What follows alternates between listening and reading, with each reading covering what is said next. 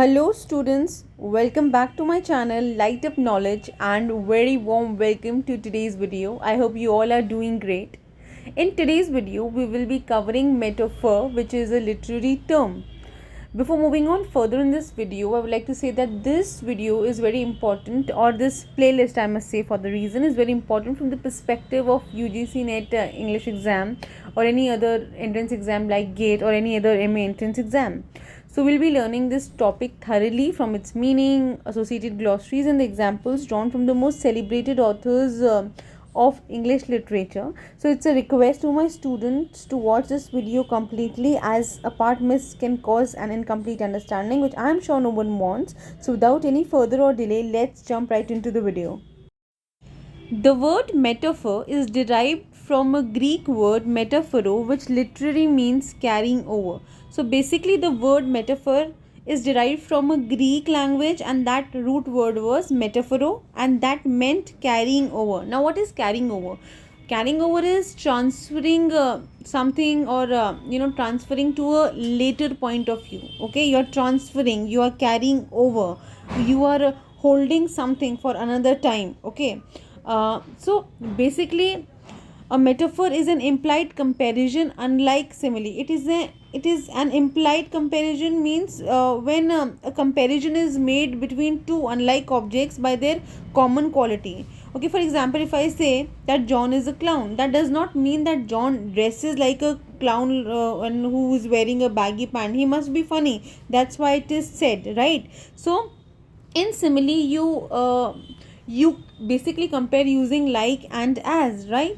For example, he is funny like a clown or as a clown. So it is an implied comparison, and it is different from simile. The comparison is different from simile.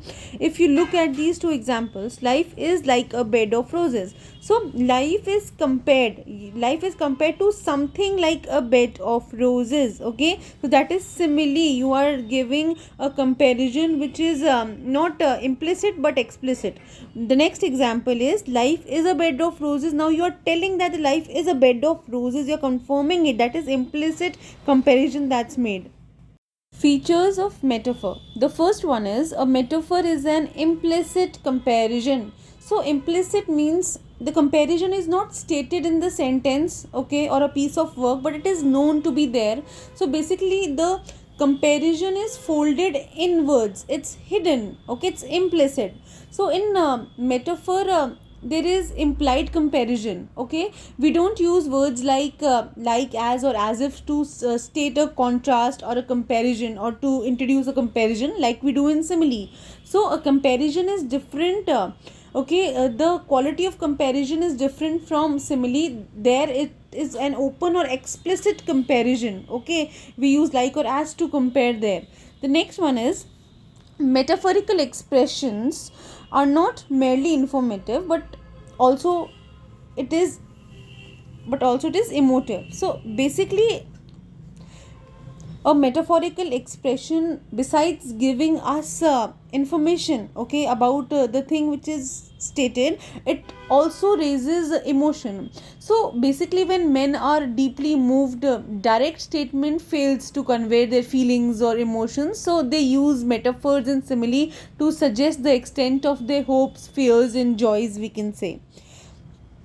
The next point is metaphorical expressions expression is always based on comparison. When you are using metaphor, it is always comparison, you are stating comparison, but it must also have an element of surprise or contrast. So besides it having comparison, it should also have an element of surprise, okay, and it should have an element of contrast. A comparison between two things which is comparable in all respect is not metaphor. Okay, you are directly stating, and basically the comparison is implicit, it is not present. The comparison is not present, but it is folded inwards, because you are not using like or as. Whenever you are not using like or as and you are stating comparison, it is metaphor. Okay, but when you use like or as, it is very explicit, it is very clear. Okay, but whenever you use certain words, certain words to express comparison without using like and as, basically you are directly blaming something to be like something, and the effect is more better than simile. Now that we have understood metaphors, let us understand how we can form one, how we can form metaphors and make our writing very literary and very beautiful, okay, to give it a very figurative effect. Okay, so basically, as I told you, that it is a figure of speech in which one thing is described in the terms of another. So that's a very basic figure in poetry. Then the comparison is implicit, folded in words. The first formation is through nouns. We can form metaphors through nouns, like she is my queen. So she is my queen. Here, queen, this noun is stating you know uh, uh, an implicit comparison with the girl, she. Next is, we can form it with verbs. Her hopes were shattered. Okay, the hopes are shattered. So that shattered feeling is describing hope. Okay, comparing implicitly with hope. With adjectives, with describing words, he is the man of iron will, means he is a man of very strong will. What kind of will? Iron will. That is an adjective showing implicit comparison, and it can also be formed using phrases and sentences like between devil and the deep blue sea. This sentence means that you are stuck between two dangers simultaneously. You are facing two dangers together. Let us have some examples of metaphors. The first one is, the news was a dagger to his heart. Okay, here the news has been compared to a dagger without use of words like and as. Okay, the next one is, revenge is a kind of wild justice. So this is a phrase from Francis Bacon's essay of revenge.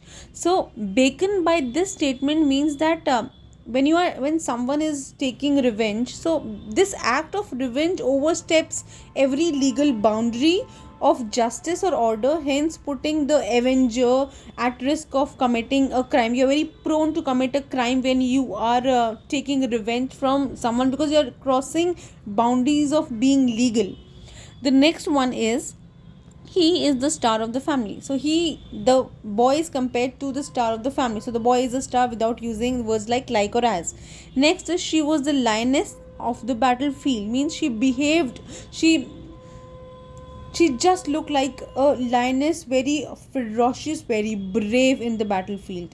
The next example is, O wild west wind, thou breath of autumn's being. So this is from the Ode to West Wind, where the west wind is compared to breath of autumn's being. So, O wild west wind, thou breath of autumn's being. Here, T.S. Eliot is describing the west wind as the breath of autumn's being. So, without using like or as, autumn is described, west wind is described as the breath of autumn. So, you're not using like or as to compare. So, that was all for today's video. I hope you found it useful. If you did, please like, share and subscribe to my channel, and do not forget to share with your friends and family. Keep learning and keep growing.